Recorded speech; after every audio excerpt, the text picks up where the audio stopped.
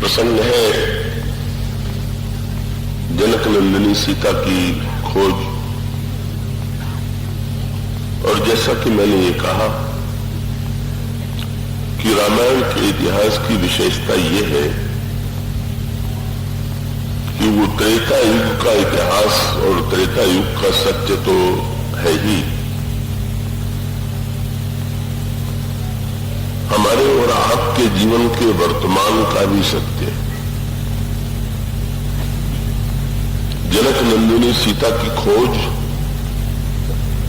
त्रेता युग में तो होती ही है,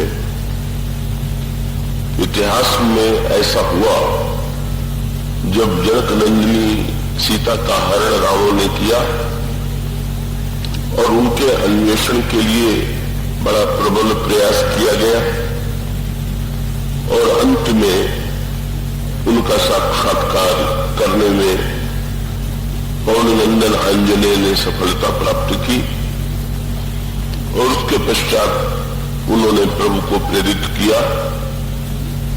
एक महान युद्ध भगवान राम और रावण के बीच में लड़ा गया और फिर उसके पश्चात अंत में भगवान राम और जनक नंदिनी सीता का मिलन हुआ और लंका विजय के पश्चात जब वे लौट करके अयोध्या में पधारते हैं, अयोध्या के सिंहासन पर विराजमान होते हैं, तो एक ऐसे दिव्य राज्य की स्थापना होती है कि जिस दिव्य राज्य का स्मरण अभी प्रतीक के रूप में हम और आप राम राज्य का करके किया करते। तो ये जो जनक नंदिनी का अन्वेषण, रावण का वध और राम राज्य की स्थापना है, ये त्रेता युग का सत्य है। लेकिन जैसा मैंने ये कहा कि त्रेता युग के सत्य के साथ साथ ये हमारे आपके जीवन के वर्तमान का भी सत्य है।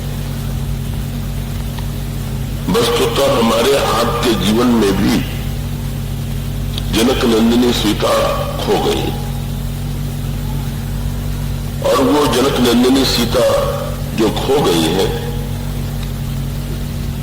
उसका सांकेतिक तात्पर्य यह है कि जनक नंदिनी सीता के लिए वेदांत में स्मरण किया गया वो मूर्तिमती शांति है।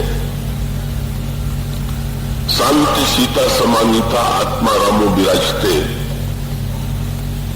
तो आज हम और आप अपने जीवन में प्रश्न करें कि क्या हमारे और आपके जीवन में शांति की उपलब्धि है क्या? यदि हमें और आपको अपने जीवन में शांति की अनुभूति हो रही है तो हम लोगों ने जनक नंदिनी को खोज लिया है, पा लिया। पर यदि जीवन में अशांति है तो इसका अभिप्राय यह है कि जनक नंदिनी सीता खोई हुई।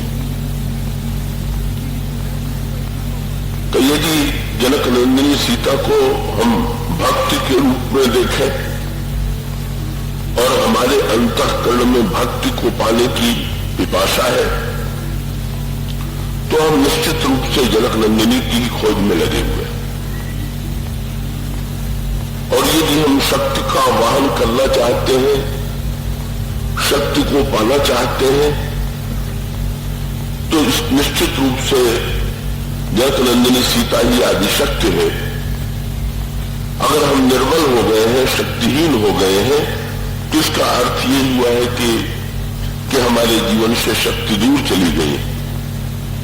तो ये शांति है, भक्ति है, शक्ति है और इन्हीं में से हम और आप उन्हें पाने के लिए व्यग्र हैं। तो उन्हें पाने के लिए व्यग्र तो रावण भी है, लेकिन रावण ने जिस पद्धति से उन्हें पाया तो उस पद्धति का परिणाम यह हुआ कि अंत में रावण के जीवन में न तो शांति मिली, न तो रावण के जीवन में भक्ति का उदय हुआ और न तो रावण शक्ति को पाकर के शक्तिमान हो पाया, बल्कि ठीक उल्टी बात हो गई। जनक नंदिनी सीता साक्षात शांति है, लेकिन ये लंका में जब से आई तब से लंका में घोर अशांति बढ़ गई। अशांति वहां पहले भी थी, पर सीता जी के आने के बाद अशांति और भी बढ़ जाती। राम के जीवन में भक्ति तो थी ही नहीं, लेकिन भक्ति का को कष्ट पहुंचाने की वृत्ति उसके मन में और मुखर हो जाती।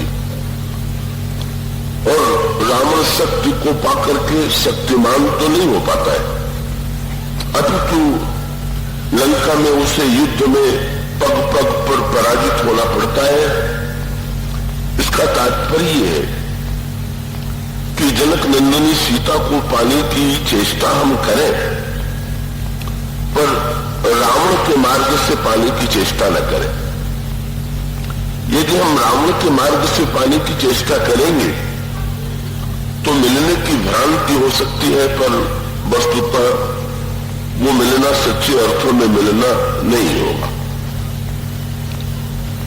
तो इस सूत्र का इसका अभिप्राय यह है कि रावण सीता जी को पाना चाहता है, पर पाने के लिए वो श्री राम का विरोध करता है। तो इसका अभिप्राय यह है कि यदि हम ईश्वर को छोड़ करके शांति पाना चाहें, हम ईश्वर को छोड़ करके भक्ति को पाना चाहें, या ईश्वर को छोड़ करके हम शक्ति को पाना चाहें, तो ऐसी स्थिति में वस्तुतः ईश्वर ही शक्ति, भक्ति और शांति का मूर्तिमान केंद्र है। और ऐसी परिस्थिति में ईश्वर से जुड़े रह करके भी हम ईश्वर के प्रति आस्था के द्वारा ही हम अपने जीवन में इन तीनों वस्तुओं को पा सकते।